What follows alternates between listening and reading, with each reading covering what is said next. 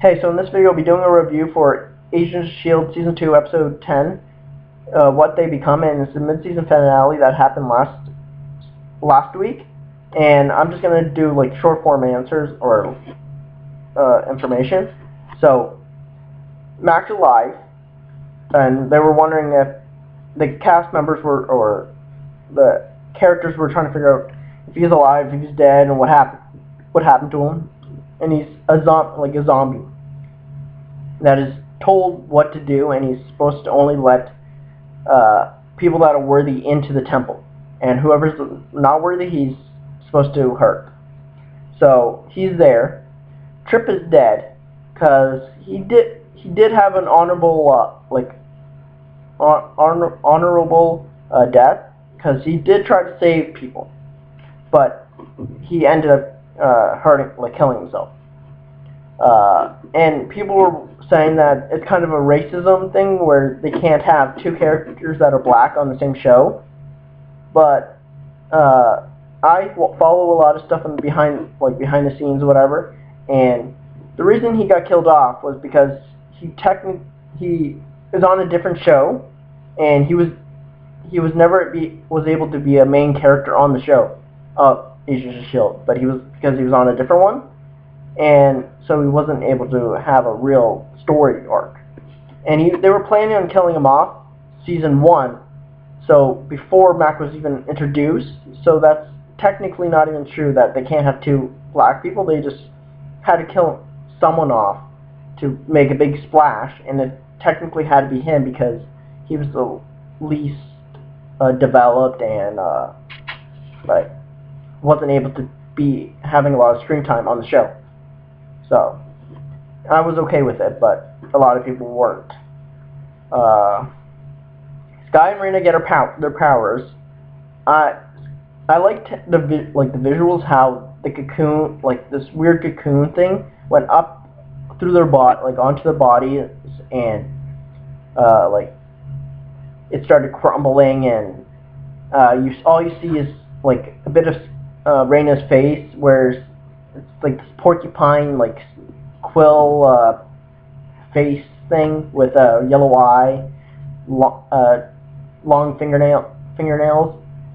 Can't figure out what she is. I have no idea, but people are guessing Tiger. I don't know if that is who it is, but to me it doesn't look like Tiger because she doesn't have quills on her face in the comic book, so I don't know if they're going to do anything there. And Sky is Daisy Johnson, who has is named Quake, who has earthquake powers. And I like that how when she finds out Trip is dead, she it goes in slow-mo and bursts out, and the ground starts shaking, everything up in the air starts shaking, in the house upstairs she starts shaking, everything does. And it's nice like that. And I'm pretty sure in the comic books that's how she does technically get her powers, but not being a human. She gets her powers from her father, that's Dr. Hyde, Mr. Hyde, and she doesn't get her powers until later on when it happens a traumatic event, and it comes out of her from her emotions. And that's technically what happened here in the show, but they changed the Doctor not into Mr. Hyde, because I didn't see him at all experience that much anger turning into the Hulk version of himself. So, but they did change the origins of changing it to the Inhumans instead of just the father, because Sky's now Inhuman, or Daisy's now Inhuman in the movies and show. And she gets her powers from her mother instead of the father. And it's nice to see that they just get little snippets of their powers, so they're waiting for it to happen next week, or next time in March. So it's nice that there. I actually laughed at when Sky shot Ward. I thought it was funny. He deserved it in her mind, and in my mind too, because she was kidnapped by him, and so in her mind it is. So I laughed. It was just funny how she just grabbed the gun and shot him 4 times and left. Like, she doesn't care about him anymore. And we find out the brainwash was never affecting, like, that they were controlled and to only work for Hydra. They're only supposed to answer to Whitehall. So now that Whitehall is dead, I don't think he's really dead, because they just shot, like, Coulson came out of nowhere, shot Whitehall, and then a fight happened with the Doctor and Coulson.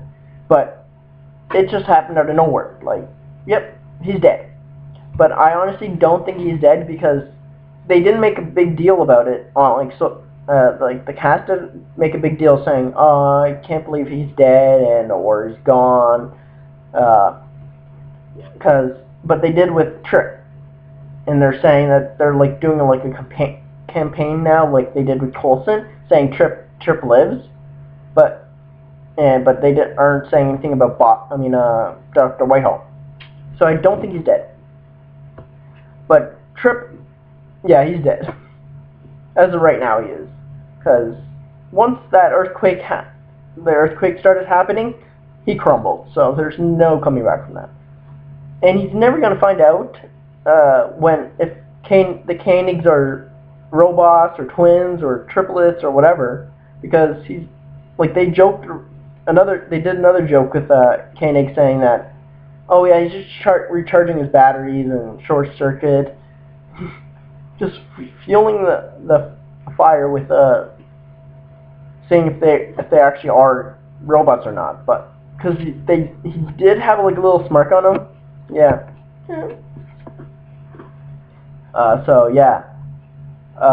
And there's a little bit of information about Bobby's little secret, where Mac had this flash drive or whatever in the garage that's in the bus, she tries to hide it from Hunter. He actually catches on, which I'm actually glad he actually caught on to this secret, but doesn't really care what it is unless it doesn't involve him.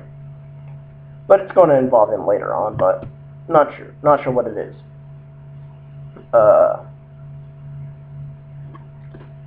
That's about it. Yeah. Other than the very last scene where this no-faced or no-eyes guy came out and has a new obelisk that has obviously another crystal in it, and it sounds like he's going to hunt down the new Inhumans that are Raina and Sky. So, for predictions for like what's coming up, it's gonna be a really weird one. I honestly think this whole season has actually taken place in 2015 and not 2014, because we're led to believe that all this is taking place simultaneously with when it's released, like in 2014, 2013, whenever it's released, other than Captain America when it's a flashback. But it seems really odd, because the way that this ends off, everyone's in danger-ish. And if they want to tie in with Age of Ultron, which is coming out next year, and it just doesn't line up, because there was one episode where Talbot was getting interrogated in like episode 1 or 2 by Coulson, and he said he's been trying to track him down all winter, And if this was actually timeline as the same as we thought it was, it says that from May to September there was no winter at all. So I'm thinking this whole season actually is taking place in 2015 to actually line up with Age of Ultron. So just so they don't have to have like a time gap from episode 10 to 11, because there's a lot of stuff can actually happen in 3 months, and you wouldn't see what Reina is, because most likely Reina would be gone, like disappearing, like running for her life. We wouldn't have seen how long it took Sky's powers like to actually be able to control. So it just doesn't seem like it would fit. Like the way that like everyone's in danger, so how did they get out of there alive without getting injured? Because the house is about to break. So I'm pretty sure there's not going to be a time gap from episode 10 to 11, but there was already a huge time gap from episode 10. Season 1 to 2, and that's probably why Sky is so much more trained than we actually thought, because it took a larger gap from season 1 to season 2. But I don't have that much information about that until it comes back in March. But it would be cool if they actually are in the future, but we just never noticed it until now. Or I haven't. I don't know if anybody else has. So comment down below what you thought of this episode and what I should review next, and what are you hoping for next, the next half of season 2. See ya.